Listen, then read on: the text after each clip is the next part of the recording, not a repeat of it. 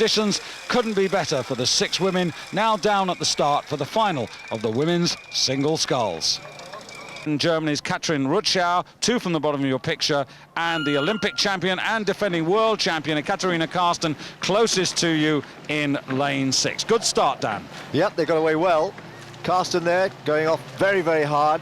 She's such a great athlete, but Rutschow out for revenge. She was caught out last year in Sydney, came 3rd, and she'd like really to get her own back on Karsten. And Karsten on the outside lane because she's doubling up. She's doing the double scull here as well. And she obviously hasn't been pushing too hard early on in the regatta. She's been really saving her strength. But here she does look strong, doesn't she? So well connected. Look at her reaching out there. She's already got about a 1/4 of a length lead now over Rutschow, moving very well. Her main competitor in Sydney, Nakova, is not here. She's away at home, starting a family, so she's taken this year out. You remember how close their finish was in Sydney. But look at Karsten go. She's now got 1/2 a length, moving out to 3/4 of a length. She wants to try and stamp her authority on this because she's only got an hour between this race, the finish of this race, and the start of the double race a bit later on. So she wants to establish a lead here, demoralize the opposition, and then coast home. But she's doing everything right, looks terrific.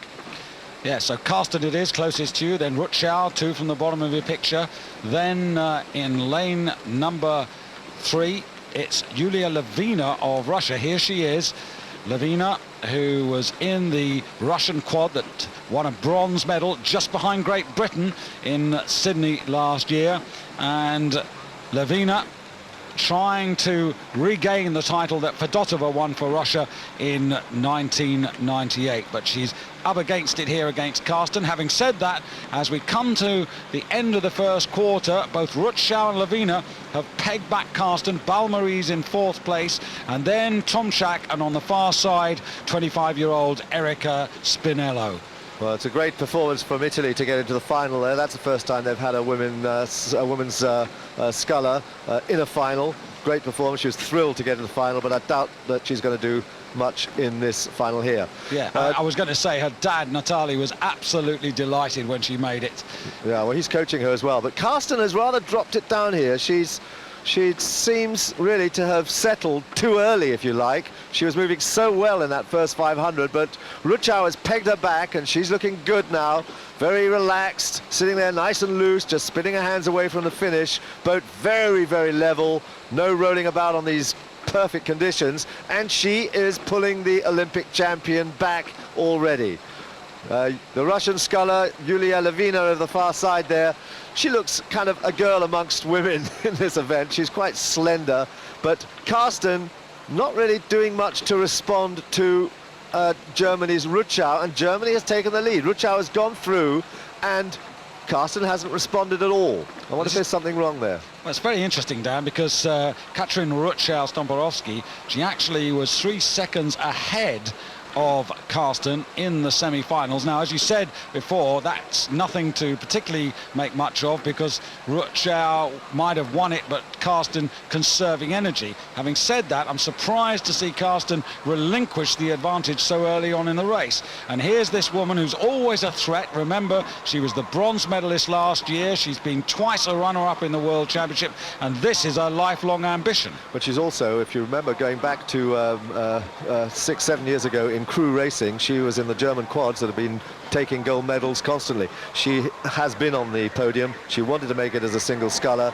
She has been after this for 4 years now, and at last she is heading the Olympic champion and looking very strong and powerful at it too. She's taken nearly a length out of Karsten in the last 400 or 500 meters, and now Levina is going through as well from Russia, and at the top of the picture. Levina is now moved ahead of Karsten as well. Something's wrong with Karsten. Something's wrong with her, absolutely. Well, this is really unexpected, and in 4th place, the 22-year-old French woman, that's Sophie Balmarie from Toulouse, who's coached by Christine Gosser, herself a very successful sculler in the early 90s for France. Balmarie not without a chance of getting in the medals, but at the moment this race is doing anything but going to the form book. Well, you can't think that Karsten is saving herself for the doubles, because this is the event she loves. This is the one she wants to defend. She's Olympic and world champion at this, and has been really untouched. And she's just slipping back. She's holding on there to third place, holding on to Lavina, but she's not really producing the powerful stuff that you're used to. Ah, she's lifted it again there. She's just started to lift it. Maybe the fight back comes now, because she can finish very, very strongly. Remember back in Sydney last year, how she came back at the Bulgarian Skalanikova. And yes, she's pushing back now on Lavina. It's now neck and neck. Is she going to make her move now? She's got 600 or 700 meters to go. Well, I tell you, she may make a move now, but goodness gracious me, can anybody, even Karsten, reduce that deficit on Rutschow? Rutschow's absolutely in pole position now. 500 meters to go, bags of clear water. She can see any move that Karsten makes, anything that Lavina can do, she can counter.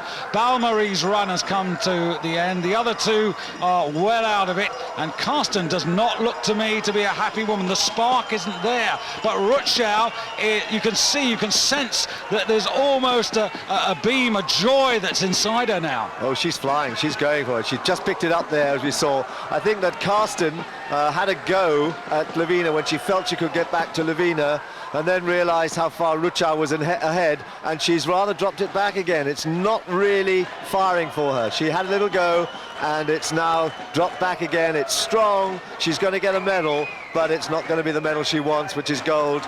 She's there now, dropping back all the time, but she's going to make sure that she keeps Balmarie behind her and secures the bronze medal. But out in front, out of the picture, is Rutschow of Germany, and Lavina here pushing on. You see, she's very upright. She's not anything like as solid in the water as the other two scullers, but there, Germany out in front and moving away with every stroke. Yes, and it's been a long, long road since Katrin Rutschow started her quest for the single sculls. She was in that German quad, as you mentioned, Dan, in 94 and 95, and in the Olympic quad that succeeded in 1996.